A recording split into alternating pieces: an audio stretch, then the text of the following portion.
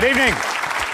Welcome to Q&A. I'm Tony Jones, and answering your questions tonight, the director of the Centre for Public Christianity, John Dixon, theoretical physicist and cosmologist Lawrence Krauss of the Origins Project, Health Minister Tanya Plibersek, the Shadow Minister for Climate Action, Greg Hunt, and doctor and commentator and author Cindy Pan. Please welcome our panel.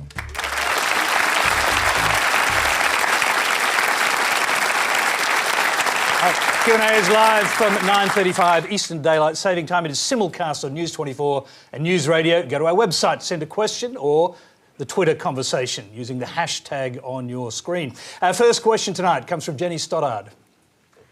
Professor Krauss, science claims more than method.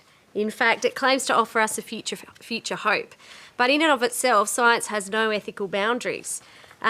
What are the values, if God and faith are to be excluded, that will actually measure the impact of science on human life? Well, I think it's wrong to say that science has no ethical boundaries. Science is based on telling the truth, which is a really important ethical boundary. It's one that I don't think religion shares, in fact. The point is that telling the truth and full disclosure, and also doubting yourself, being skeptical of your, because the easiest person to fool is yourself. And I think all those values are, in fact, the very values we need for a better society. All those things, if any of those things were true in my country, in Washington, it would be a better place. And so I think that science can offer a better world, and in fact, a world that's more ethical, and to the extent that you talk about morality, than you can get from books written based on Iron Age peasants who didn't even know the Earth orbited the sun. I really think that, in fact, if you look at democracies and science has not flourished in countries that don't have democracies, and democracy can't function without the very things that science is based on: an informed public, an informed legislature, basically who base public policy on empirical facts instead of ideology. And that's very important in my Lawrence, mind. so just briefly take the other side of the equation, and that is the impact that religious ethics have upon science. It has none. None whatsoever. In fact, religion never enters into science. Well, for example, the Catholic Church has strong positions on reproductive technology, for example, so it does enter into the science market in that regard. Well, whenever they do, they get it wrong. Absolutely. I mean, when the Pope says that, say, condoms contribute to AIDS in Africa, that's not science, that's ideology, and it's nonsense, because, of course, we know that empirical evidence tells us that, in fact, women whose husbands have AIDS should be using condoms. It's not an ideological question, it's a scientific one, and we want to save lives. And so I think that whenever you see the church or religion trying to intrude upon science, they almost always get it wrong. Let's go to John Dixon. Should the church, the values of faith and God, as the questioner asked, should they be involved in science in any way? I agree with almost everything Lawrence just said, actually, except I would beg to differ about whether science can actually produce an ethic. I think human beings produce an ethic, and we decide whether to use science positively or negatively according to our worldview. And history is littered with examples of science being used brilliantly, ethically so, and times when it's used badly. I disagree that science has any ethical import. It's a neutral discipline, and it's a wonderful discipline. The little quips that I heard throughout about science is all about humility and so on, I love. In fact, Peter Harrison of Oxford University, who's one of the world's leading historians of science, thinks that it was a revolution in this doctrine of humility that flourished in the 14th and 15th centuries that got science going in Europe, in part. It's not a total explanation, but that as Augustine philosophy developed, which basically said human beings are flawed, so we need better techniques. We can't trust our brains, we need to observe. And this Augustinian philosophy grew out of Christianity, as you know, and so Christianity probably is in part responsible for science in the first place. I agree that it shouldn't stick its head in now and tell the scientists what to do. My view is let the scientists do the science. Well, and let religious believers do what they do. Well, I agree with you. I think historically, if you look at it, because the church was the only game in town in the 15th century, science arose out of religion, and it's great, and it served a good purpose, and now we should just put it aside. Except in China, of course, where I was going to say, except in China, of course, where science flourished without this kind of religion at all. But let's just move on quickly. I want to hear from the rest of our panelists. Got quite a lot to get through. Tanya Plibersek, your thoughts? I think that everybody should ask themselves, what is a life well lived? What do we owe to other people, not just what is owed to us? And some people are motivated to do that because they have religious beliefs and their values system says that God asks that of you. Other people ask that question of themselves not because God has asked it of them, but because they have thought themselves, how do I live my life well? What do I owe to others? And I've known some very moral atheists and I've known some pretty nasty Christians. I don't think that living a life well depends on an external system imposed upon a person, but I do think you need to question, and I do think you need to examine your own values and motivations, behaviours and beliefs often. Greg Hunt, do scientific values have a place in science at all? Well, look, you have a role... Religious values, I should say. You have a role for faith, a role for science, which are equally about trying to give people a sense of hope and of aspiration, of improving the world in which we live, and both can play a critically important part. Historically, they have. Each has been used for good, each has been misused for bad on different occasions. That's about the hands in which it's exercised. But I had an experience just today where they both came together. I was in a little country church. It was for the funeral of a friend of mine. He was an 81-year-old dairy farmer, John Coleman, same name as the footballer. He lived a magnificent life. He was ultimately an incredibly rational person. He was an accountant and a banker. He became a dairy farmer. He used science in helping to advance feeding people, as he called it, giving people milk products. He was also a man of great faith, and there was an incredible beauty as 300 people crowded into a small country church, and there was a great sense that he had lived a life, to use Tanya's terms, which was the life well lived, and it was based on the duality, and that was magnificent for me, this sense of a life of purpose and practice and living in the world of science and farming and food, and a life of culture, of community and of faith. And that, to me, is what we should be about. Cindy Pan. Well, certainly I think ethics, not necessarily religious ethics, but ethics generally has a central and vital role in science, certainly from a health perspective. And I was always taught by a professor that that in fact ethics was the starting point for any study. If it didn't pass the ethics committee, they didn't look any further, because if the ethics is bad, the science is bad, and that was basically the dictum. If the ethics is bad, you don't need to read any further because the science is by definition then bad. And certainly in terms of religion and science, I mean, Lawrence was referring to the issue of, Catholicism and condoms and HIV transmission. I was reading, in the context of, all the cardinals sort of jockeying for the new position. And apparently this African cardinal is considered very progressive because he has said that, that in these sort of couples where one partner is HIV positive, that condoms might have a role. So, I mean, obviously that is definitely so, but I find it interesting that that's considered progressive, because I think most people would consider that obvious.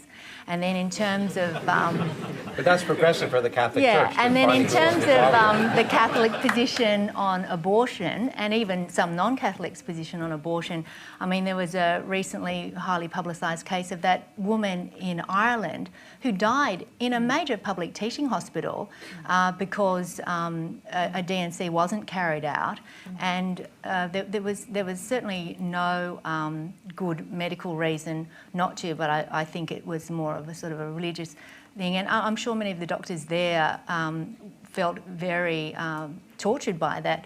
having to let a perfectly healthy woman die. And personally, I think that there's nothing ethical about allowing someone to die in those circumstances on religious basis. So I think their religion and ethics actually become an oxymoron. Not always, but in certain instances, definitely. All right, it's good underpinning for the discussion we're about to have. You're watching Q&A. Remember, you can send your web or video questions to our website. The address is on the screen. Our next question is a video. It comes from Kerry Harrison in Harristown, I should say, Queensland. I expected my kids to be taught science in science classes at their local state school. So I was a bit angry when my son was taught a creation story about the origin of the universe in his Year 11 physics class at a local high school. My son didn't want me to do anything because he was concerned about possible repercussions for his grades, which in Queensland count toward university entrance.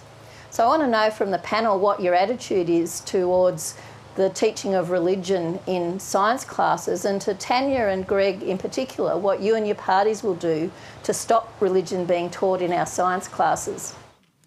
Tanya Plibersek, let's start with you. Well, I just think that's an extraordinary story. I'm quite happy for kids at school to participate in religious education if their parents want them to, but science is science, and I don't think there are many scientists who would accept the literal interpretation of the Bible, the creation of the earth.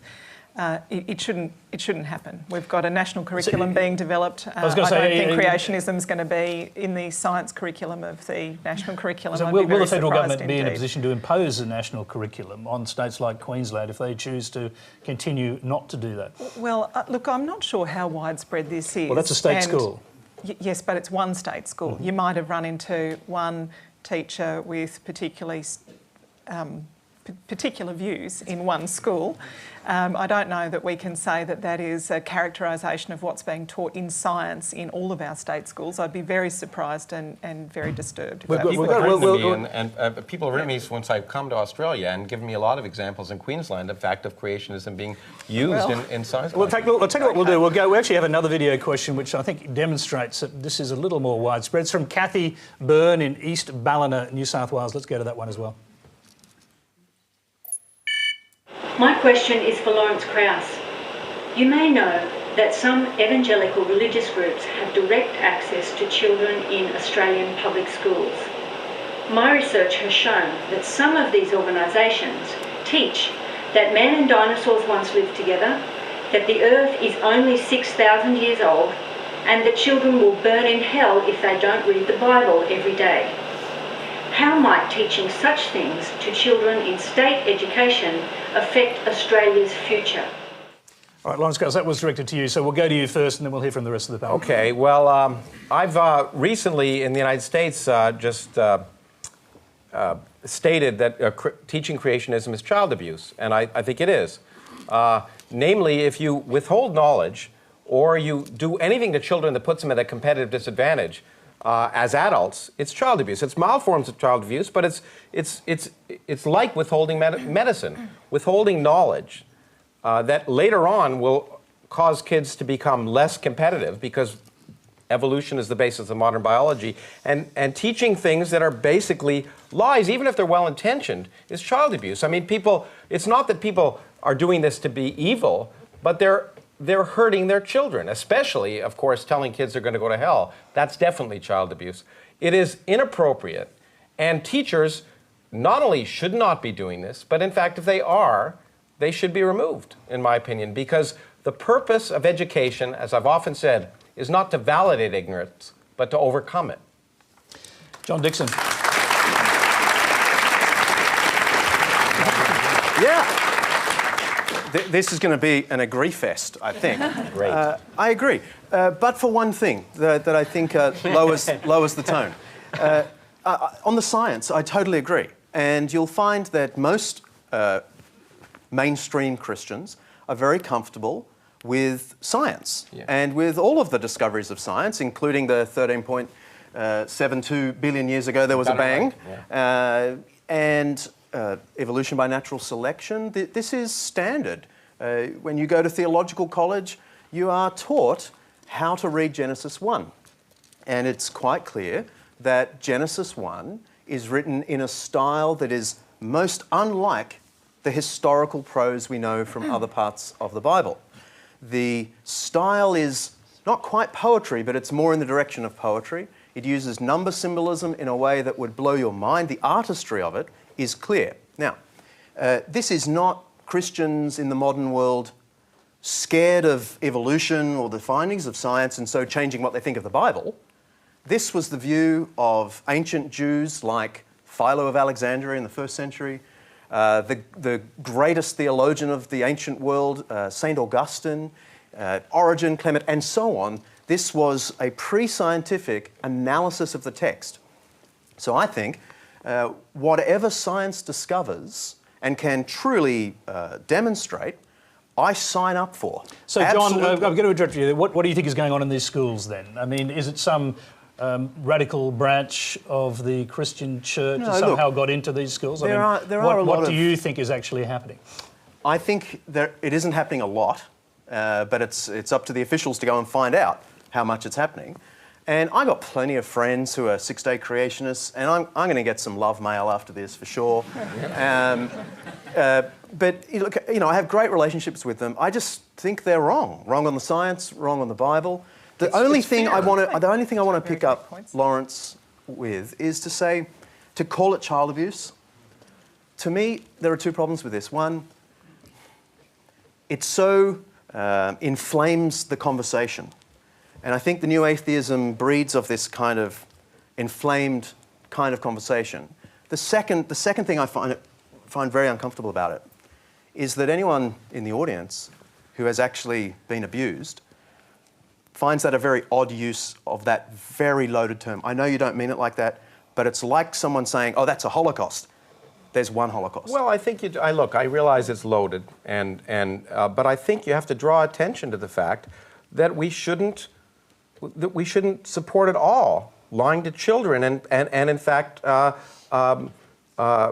presenting them with things which we know are wrong and leading them down the garden path. But look, they're going to get to university. And we all do that as parents too at some level, but then the purpose of, if you're a parent, is to try and get kids to think for themselves, to question, and to say you shouldn't believe science because, and I think it's fear. The reason this is happening is that there are a lot of people who think that science will remove their faith, and therefore it's better that their kids not know how the universe really works for fear that they might stop believing in God. But that's the same thing that drives the Taliban. Okay, and they don't want what kids you to should be doing, Lawrence, what you should be doing, here's a little tactic. Hand them over to us. People like the Centre for Public Christianity, where I work, who are trying to educate not only the general public, but also the Christian public on biblical scholarship and scientific scholarship. To call it child abuse, I just think is all wrong. When you say hand them over to us, do you mean the people who are teaching these things should actually be handed over to you for re-education? Yeah, is that what you're saying? Yeah.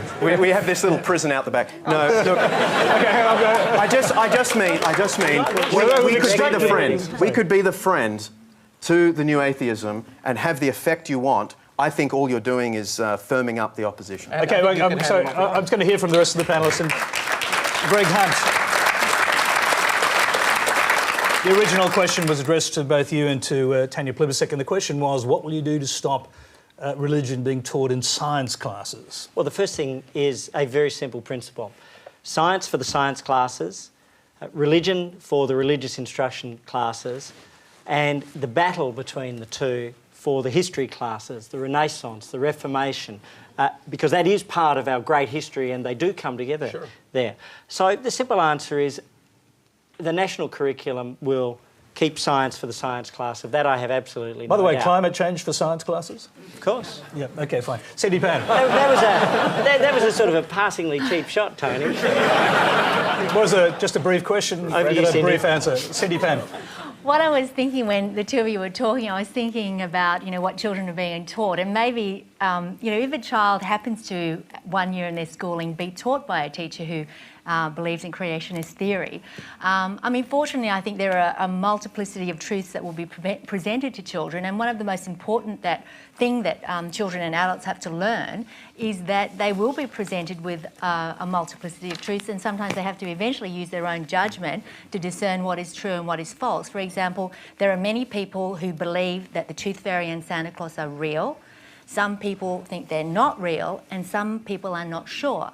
We're all taught at a certain point that they're real, but at a certain age, we all come to understand that maybe they're not. And there's a period where, they'll be saying, oh, so-and-so at school says they're not real, but I'm not sure. And I must say I've been through this with my kids. And I said, basically, I drew the corollary with Jesus and God. And I said, well, with God, there are people who believe he's real. There are people who believe he's not real, and there are people that are not sure. And I said, with Santa Claus, I'm not sure. What about you? And, and my son said, well, I think Santa's real, but I think God is not. And I think, it's the same with consistent philosophy going on in your the family. creationist thing. They're going to hear that story, and it's a story, and all stories have value. And sometimes it's not simply a question of, is the story true or is it false? A story has value regardless of whether it's true or false. For example, we all enjoy Little Red Riding Hood, The Three Bears. There are all these stories that are eternal, that have mythical status, but they have value because there's often a moral, or they're entertaining, or for whatever Cindy, I hope you're not making the comparison with the God thing here, because how many adults do you know come to believe in Santa? Right? Well, I'm just saying that adults come to believe in God. There are the analogy doesn't work for me. Whatever age who believe. Well, there are people who don't believe, and there are people who are not sure. You believe. You don't believe, and I'm sure there are many people who are not sure. But this isn't a question about God. This is a question, when you say all stories have value, that's fine, but the story that the Earth is 6,000 years old doesn't have any value because it's wrong. That's a good. So I'm going to interrupt you both because we actually have not all teachers. Cindy, so tell I'm just the going truth to interrupt you or have because the same, there is a questioner here actually, I think, does believe in creationism, and it's Tim Hubble.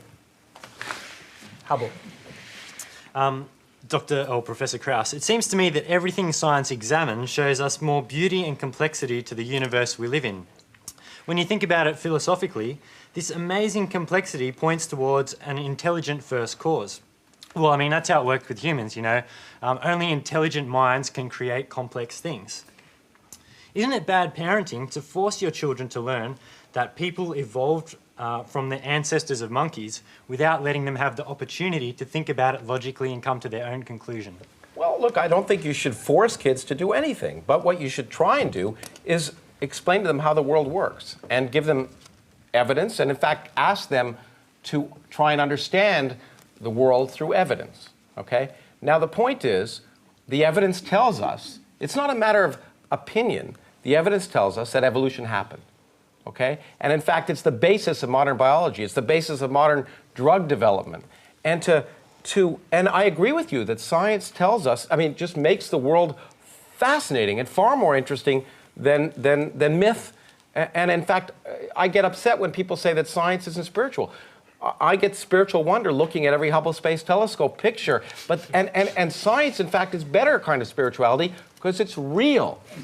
And I think that's the important thing. So you're absolutely right. I don't think parents should force kids to do anything. But what they should try and do is encourage kids to learn and provide them the best available knowledge base. And it is unfortunate that some people, for some reason, as you seem to do, fear the notion of the fact of the reality that humans that all species descended from a common ancestor. It's just unequivocal. It's the best tested theory in science. And it's not, we don't hold to it because we have some secret handshake. If it were wrong, it'd be great because the way to become famous in science is to prove your colleagues wrong. And so I'm going to go back. Anyway. You mentioned the Hubble telescope. Our questioner is Tim Hubble. No relation, I suspect. But in any event, listening to what you're saying, do you believe that evolution and religious theories about the origins of human beings should be taught alongside each other in science? I think, yeah, they can be taught alongside each other, I guess. The question is really the first cause. And that's a philosophical question. Science can't explain the first cause. That's got nothing to do with biology. First cause is a complex philosophical question, and I deal with it in some sense as a scientist, as a cosmologist who worries about how the universe began. But that's very different than the facts of biology. And so the question that's of concern to you is very different than teaching kids how biology works. And it's a disservice to them not to teach them how. Okay, Tanya, Tony, yep. there's just one of the things, I guess, that has concerned me in the last few years. There's been a real debate about that essentially discredits science by saying that scientists are self-interested. The reason that people are researching climate change is that there's something in it for them.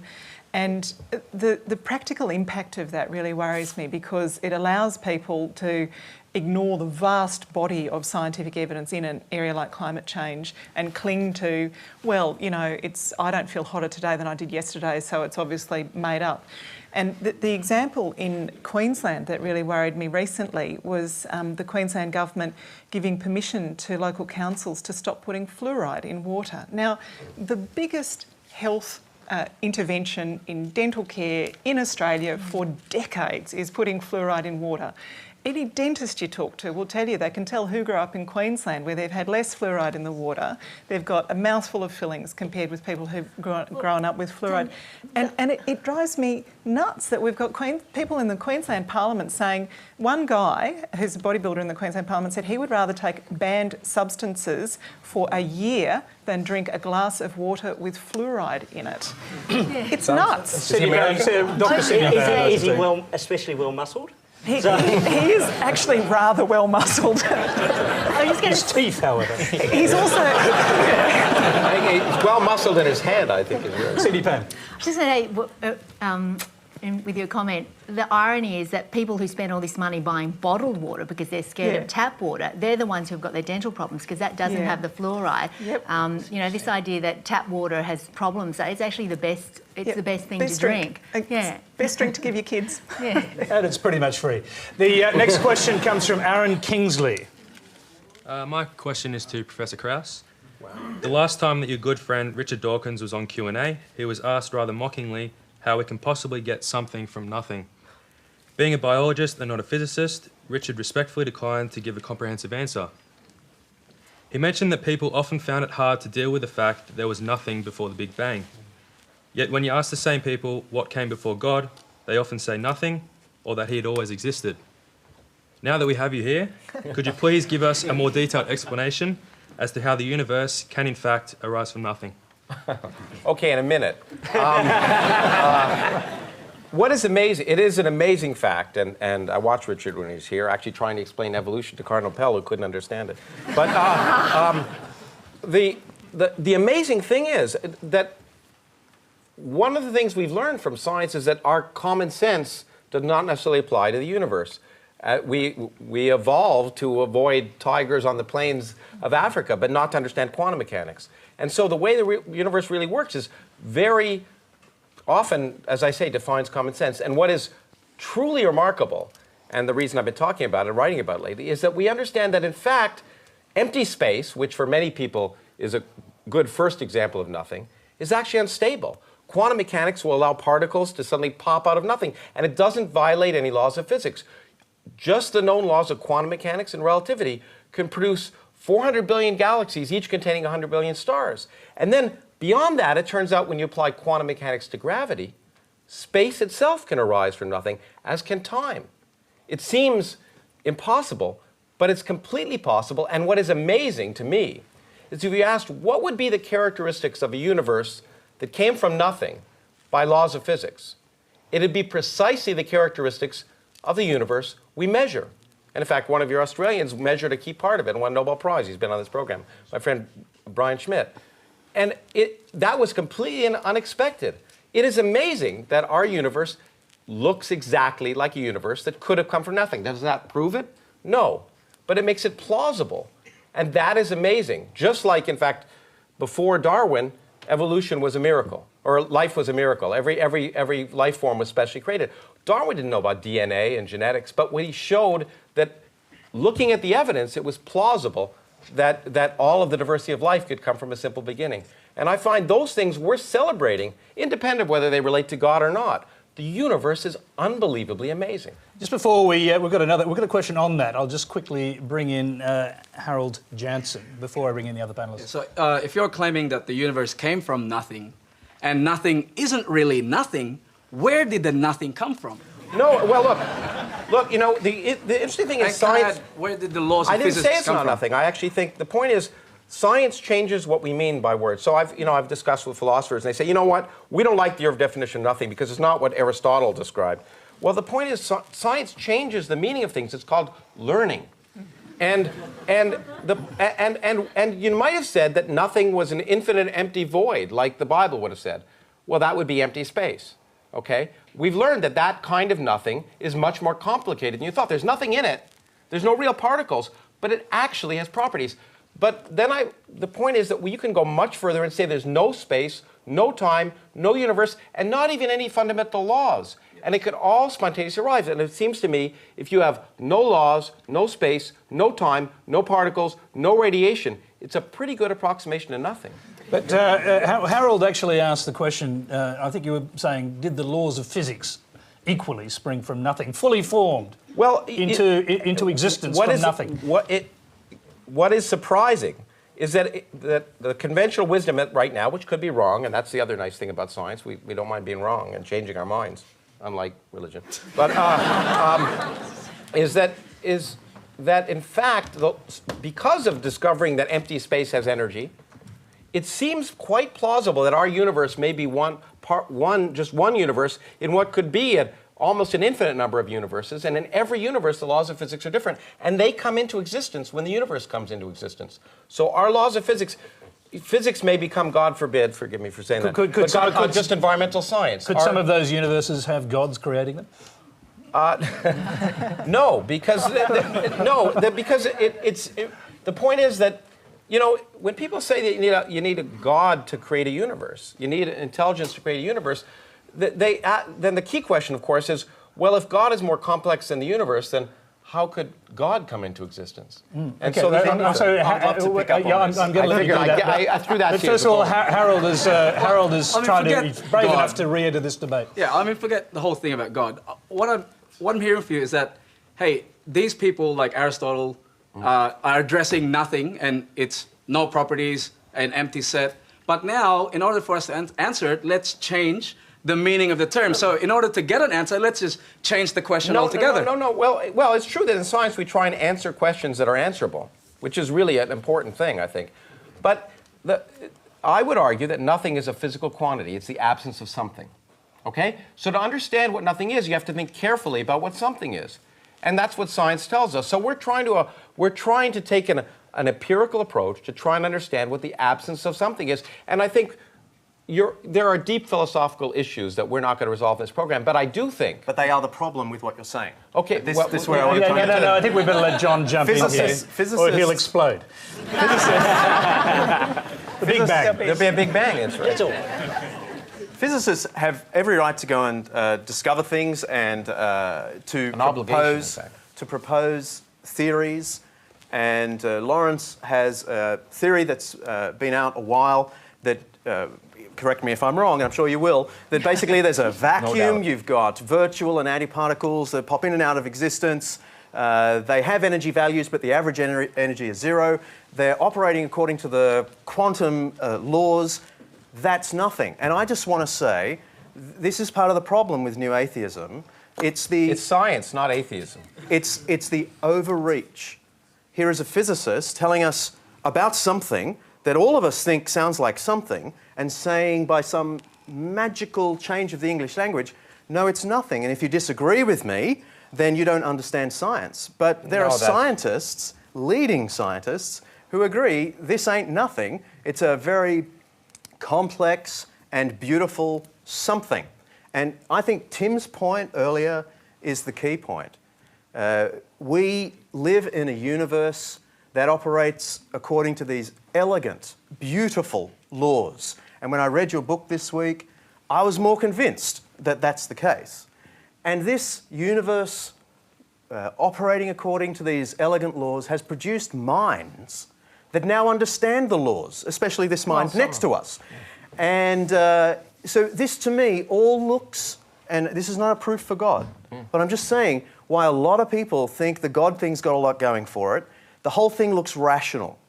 The whole thing looks set up to be known.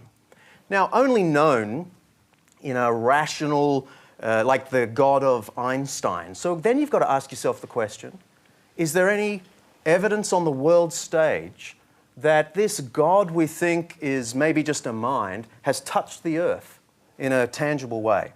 And for me, if you're asking me why do I think there's a God, it's this philosophy of science plus the life of Jesus. Well, yeah, but hold on. There was a bait and switch there that I object to, and that was that... Can I get to the end of the bait? Well, you said Jesus, and then you started going off. So we're no longer... Okay. So what I'm saying is, you ask yourself the question, is there any tangible thing in the history of the world that looks like contact from the God we suspect might be there? The overwhelming, I think, overwhelming evidence points in the direction of Jesus, his life, his teaching, and his healings, his death and resurrection. And when I come to believe that, this opens up the world to me. It's like C.S. Lewis saying, I believe in Christianity for the same reason I believe in the sun, not because I can look at it, but because by it I see everything. And for me, Christianity explains the world I live in such a spooky and deep way that I find I feel I have met the God I had a hunch was there based only on the beautiful, elegant... Okay, all right, so now we've moved into the...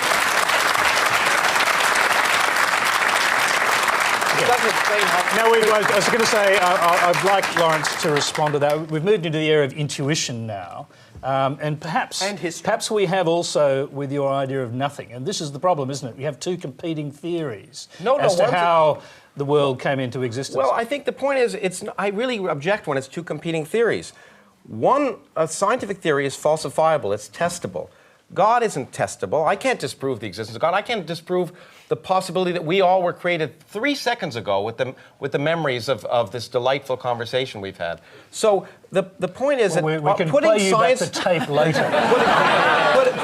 putting science and religion as if they're competing theories does a disservice to science, because science, you can That's say... not what you're hearing from me, though, is it? Well, no, it is, because you're saying that explains the world to you. It doesn't... Christianity doesn't explain how airplanes fly, or how... And the bait and switch that worried me is when you say all of this provides clear evidence that there's intelligence or design. The point is, the universe behaves...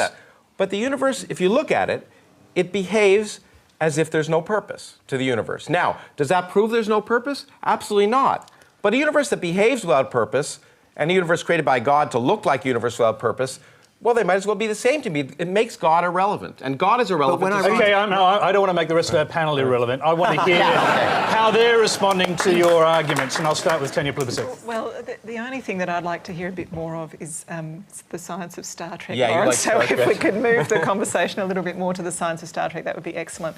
I'm happy about that. No, I'm really enjoying the discussion, Tony. I think the opposition of atheism and science on one side and religion on the other side, I don't think is a fair opposition, though. And I think when you keep talking to Lawrence about the new atheism, that's not the point he's making at all. He's not trying to disprove the existence of God. He's just saying that there's a whole lot of science that explains a lot to us, and that we're learning more about it all the time. And there's a whole lot of things that we can't explain with science yet, but we may well one day. And there's a great example of that at the moment. In the last few years, there's a whole lot of genetic material, junk DNA, that people thought was irrelevant to the way that the human body worked. And all of the time, we're now finding in that junk DNA, the little bits in between, the bits that doctors and scientists have always been interested in, finding that the junk DNA affects the way that the body behaves or responds to drugs, or better treatments can be developed. And I think that that's a really good analogy for our understanding of the world as well.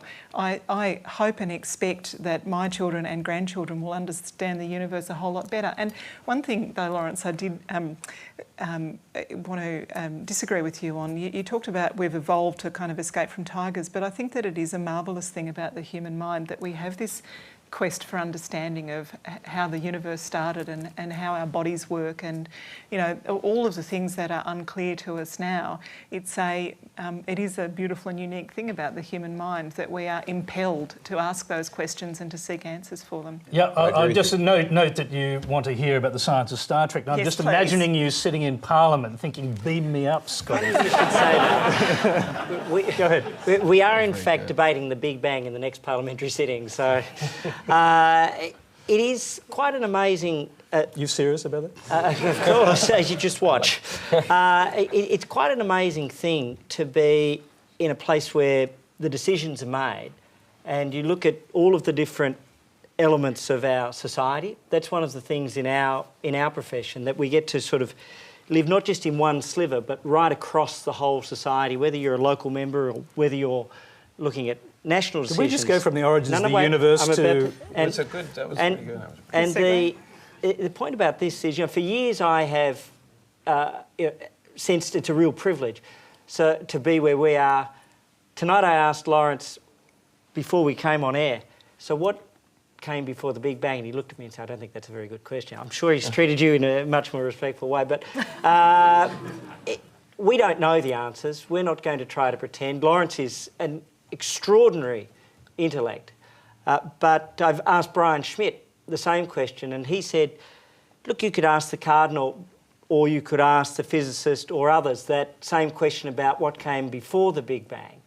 And what it says to me is that we all have to find our own way as to how we best live in this world. The science from the Big Bang to now, I have zero question about that. That to me was settled years ago when I was 11 or 12 or 13. But how we live, that's the question which is interesting in terms of faith and how people find their way through life and how they relate to each other. That's why the two are important and why they have to coexist together. Cindy Pan. I think there's fiction and there's non-fiction, but I think there's just as much truth and value and inspiration in fiction as there is in non-fiction. That's why it doesn't surprise me that you find the truths that you find in a story that I don't necessarily think is non-fiction, but I see the truth in it. I think, just to draw an example other people will be familiar with, say the story The Life of Pi. Most people are familiar with that story either because it was a Booker Prize winner or because of the movie. I mean, when you read it, you go through it thinking, sort of suspending belief of, did this really happen? Then, of course, without wanting to spoil it, I mean, at the end, you realise the story had a kind of truth, but it was a completely different truth. And I think, and as the main character said, you believe whichever story you like, but they're both true. They're true, one as an allegory or metaphor, but the truth is the same whichever way you want to look at it. And I think that in terms of the relevance of the truths and how powerful those truths are, obviously from a science and particularly from a medical perspective, the truth of evolution and Darwinism, Mendelian theory, I mean, this is alive and well today. And I was thinking when you were talking about physicists and evolution, I mean, with physicists and scientists and doctors, it is survival of the fittest, because basically if your theory can be destroyed by a fitter or more logical theory, then it will be. So it is the survival of the most logical or more scientific and rigorously thought through theories that prevail and allow then further theories to be built on those theories. I just want to jump in one more time because it sounded very good what you said, Greg, but it does sound good, but I think your determination of the good life you want to live, to a great extent, is based on science. In fact, it's based on the fact that you shouldn't have slaves, that women actually are equals of men, that all the things that science has ultimately led us to have produced what I think most of what you would describe as a good life. I ask people, if you stop believing in God, would you go out and murder your neighbor? I've actually had some people say yes, but I think it's not God. It's not that faith. It's rationality, and science has brought a rational view that has led to much of what I think you would describe as the good life that you promote. Presumably. Okay, I'm going to move along because we've got a couple of issues. I think they relate a little bit to what Cindy was talking about to move on to. You're watching Q&A. The next question comes from Miloš Nikolic. Down here. You're a popular man tonight, Professor Krauss. This is again for you. Discussions about climate change have become increasingly polarised and emotionally charged. On one extreme, you've got people who deny that climate change is real, and on the other extreme, people deny that they say that the science is done and that there is no debate and no uncertainty.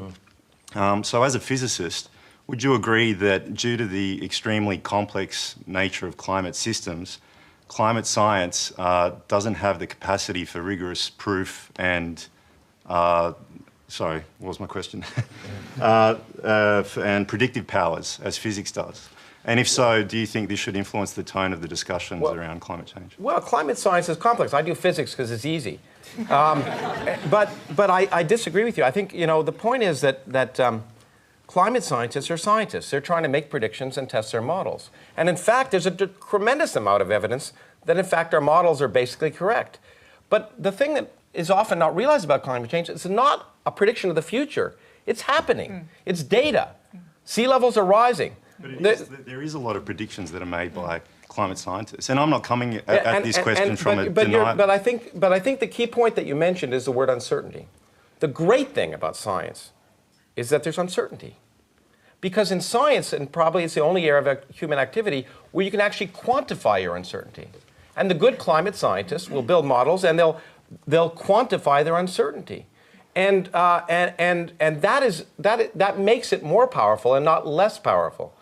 But do you think that people acknowledge that, though? Because I find that a lot in the public debate, there's people who just say there is no uncertainty.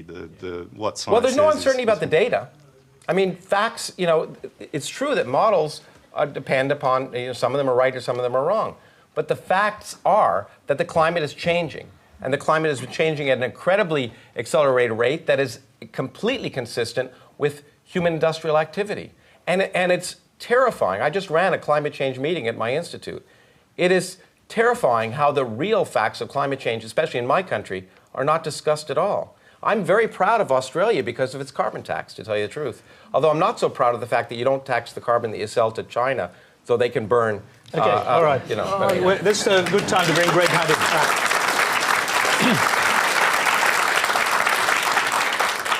in. Look, for me, for us, there's an acceptance of the science.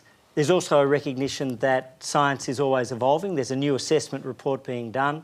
Models are being redone.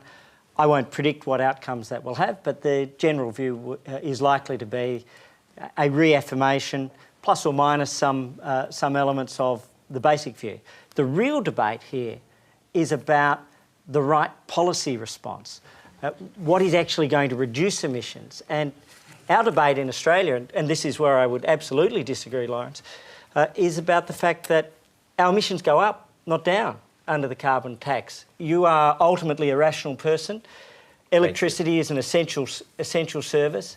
Therefore, it's barely affected in its demand by price rises. What does that mean? It means that we go from 560 million tonnes of emissions in Australia in 2010 to 637 million tonnes. So the big thing about the carbon tax is it doesn't actually reduce emissions. Our emissions go up, not down. And so for everybody who's concerned about climate change, the first thing you'd say is, heck, actually, it doesn't do the job. Okay, all right. Then it affects families. On that score, I have to bring in Tanya Plibersek. I need to respond to a number of those assertions. Actually, we've seen already emissions coming down from electricity, 8.6% since carbon pricing was introduced. That's a very important success. You've also got Greg's saying, there's not really much debate in Australia about the science. His leader described himself first as a weather vane on climate change, and then he said it was bullshit. And this is the man who wants to be Prime Minister. That is... So you take that with a grain of caution. And then Greg says, well, the real debate is how we deal with it. Yeah, we are dealing with it by putting a price on carbon pollution, because mostly people respond when you make something more expensive, they use less of it, and we want the big polluters to pollute less, to innovate.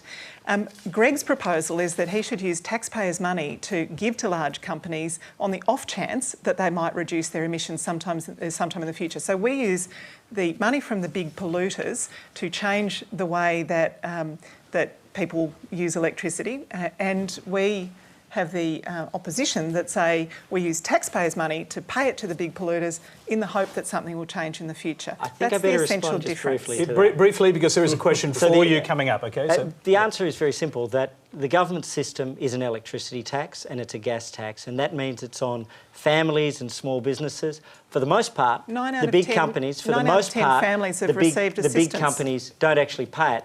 They pass the costs through.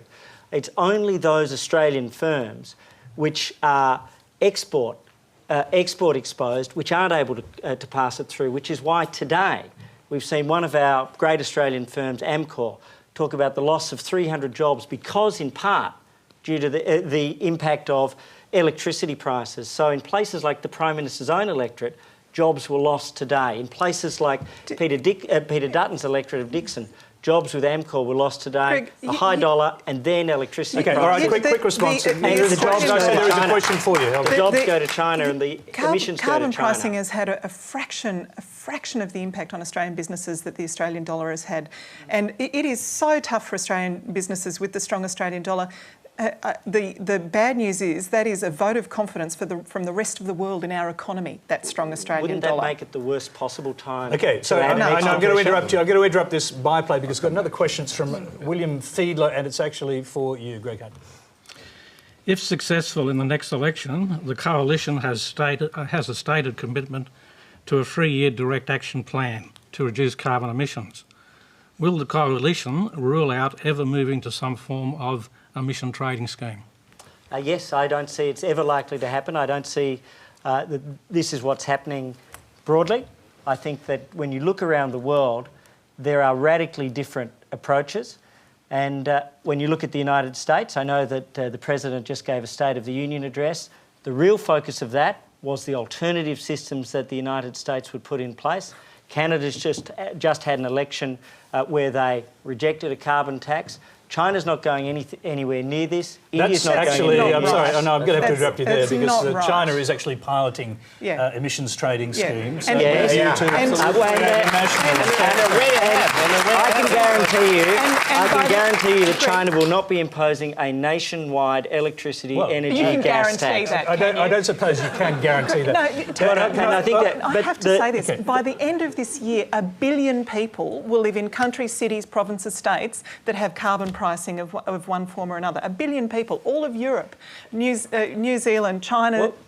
Let me jump into why it's really that no one else is important, doing even this. if you lose a few jobs now, that you consider doing this because you want to build innovation. I want to I'm sure reduce okay, but let me just finish for a second. I don't want to but I think send Australia jobs is to China. particularly susceptible. I know when I've come here periodically, and I know there's been a lot of issues about refugees and immigrants. Well, all the models of climate change suggest that in the equatorial regions of the world, that's where they'll be hit the worst. And now you're worried about refugees when 2 billion people don't have places to live, or in fact their agricultural systems are gone. You're really going to have to worry in Australia. Okay, just pause. I'm going to put you on pause. I'm going to put you on pause for a moment. As a tweet has come in from Alicia101. 13 years later, what does Hunt now have to say about his thesis, a tax to make the polluter pay? Well, it's actually 23 years later, and I'm very proud of what was written then because it was about trade-waste systems, and it was about the point that you've got to choose the right economic instrument for the right problem. And the problem with, as Nobel laureates have said... Which was the polluter in the polluter here? This was about trade waste, so things such as zinc, cadmium, lead, where if you have a local problem, you can solve it locally. If, however, you have a problem with an inelastic good or an essential service, such as electricity, what you see is that you can drive up the price and it has very little effect. Those figures you gave were incorrect because quick question for you based on view, the philosophy of that idea that you just put forward is, do you agree that CO2 is a pollutant? Well, I believe it has an impact on our atmosphere. If you call it a pollutant, if you call it a source of impact, it's a source of climate change, and climate change is a problem. The real point at the end of all of this is if you want to do something about CO2 and climate change, you wouldn't put in place a carbon tax because you'd give in Europe, handouts to big business. in Europe, it hasn't done the job. In In the United States, we've actually had a decrease in emissions because of the change in technology, which has been a tremendously important thing. And in Australia, our emissions go up, not down. Companies don't change their technology unless you put an incentive in place for them to do it by pricing pollution. We price pollution. You don't dump your garbage in the street for free. It's not pricing pollution, it's increasing the cost of electricity. Okay, hold on. We're almost out of time. Last question. It is on this subject, a bit more general. It comes from Ian Parkin.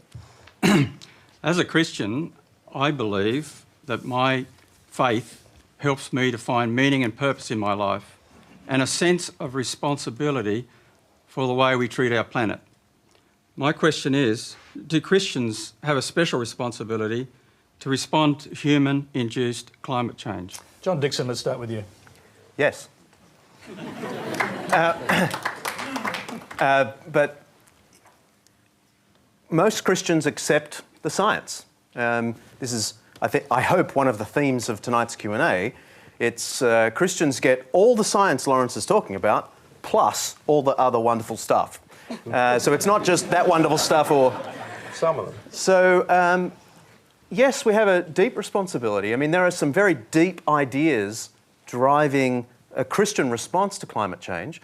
It's the science, we're schooled by the scientists, and then the Christian sits there thinking, this creation is actually a creation, an intended, beautiful work of art, and humanity is here to care for it. And more than that we're here to care for our neighbours, especially the neighbours that are going to feel the effects of climate change more than most, poorer communities. So there is, I would just say, a deeper or added dimension to the Christian care of the earth. Whether that's showing itself in church action is another question, but theoretically, Christianity should drive a very deep commitment. But not a special one. I really object to this notion that somehow... Look, I applaud that you get faith and meaning in your life from your faith. That's fine. I get faith, I get meaning in my life from my lack of faith, okay? I mean, the fact that I see the meaning in my life is the meaning I make. And the meaning for all of us, we're so lucky to be here on this planet and have brains and being able to understand the universe back to the earliest moments of the Big Bang and be able to impact on our future. And we should use those brains, and whether or not, and we shouldn't rely on someone else guiding us. What I'm saying is, I get all of that. I get all of that. But hold plus on, Jesus. But the point is, that's fine. But the point is, that doesn't give you any special. We are all humans. So you may get your meaning from your life from Christianity, but to argue that you have somehow an addition that gives you more meaning in your life and more reason to take care of the earth is crazy. We all have the responsibility to take care of the earth, whether we're Christians or not. I wanted to hear from all the panel, but I'm being told we've actually gone well over time, so we'll have to leave it there. That's all we have time for tonight. Please thank our panel, John Dixon, Lawrence Krauss, Tanya Plibersek, Greg Hunt and Cindy Pan.